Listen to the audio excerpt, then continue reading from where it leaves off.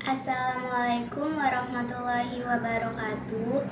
Saya Nur Aziza Az-Zahra dari kelas 10 Teknik Audio Video.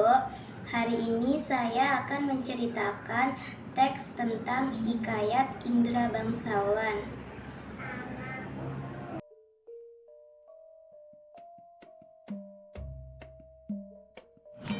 Di kerajaan negeri Qobat Syahrial, ada sebuah raja bernama Indra Bungsu. Ia memiliki istri bernama Siti Kendi. Mereka belum dikaruniai anak semenjak menikah. Pada suatu hari, raja menyuruh orang membaca doa kunut dan bersedekah kepada fakir dan miskin.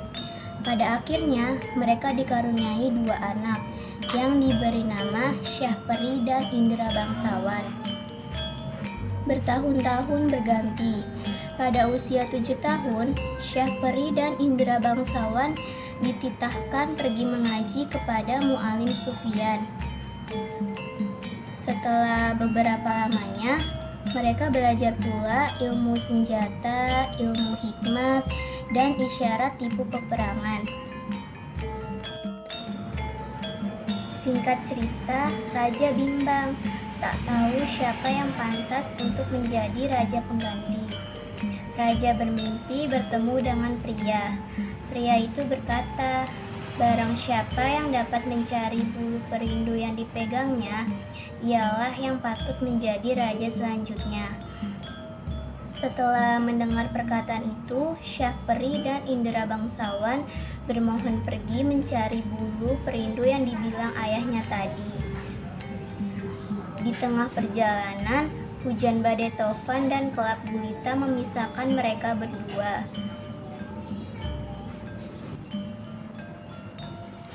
Beberapa lama berjalan, Syahperi sampai ia di suatu taman yang terdapat mahligai.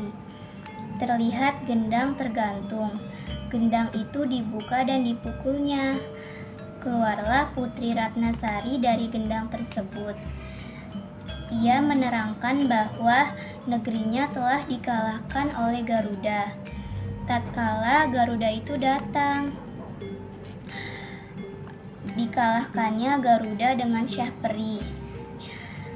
Seiring berjalannya waktu, Syahperi dan Putri Ratnasari menjadi sepasang suami istri.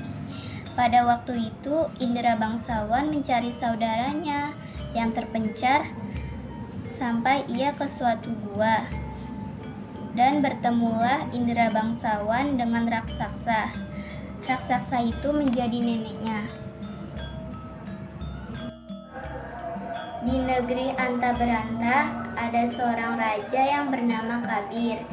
Singkat cerita, ia mengancam bahwasannya barang siapa yang dapat membunuh Buraksa itu akan dinikahkan oleh anaknya yang bernama Putri Kemalasari.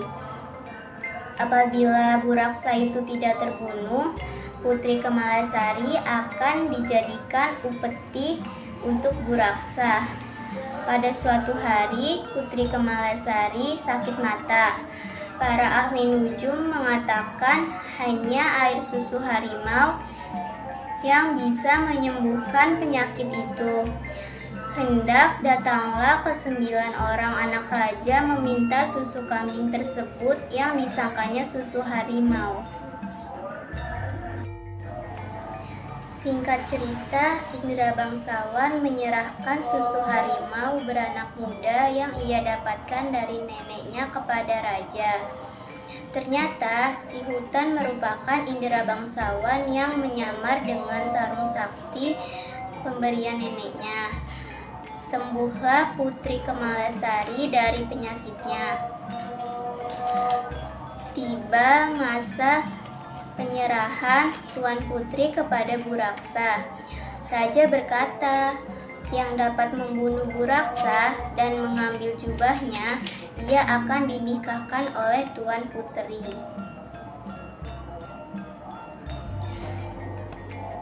Saat Buraksa hendak mengambil Tuan Putri, disajikanlah makanan, buah-buahan, dan minuman oleh Putri.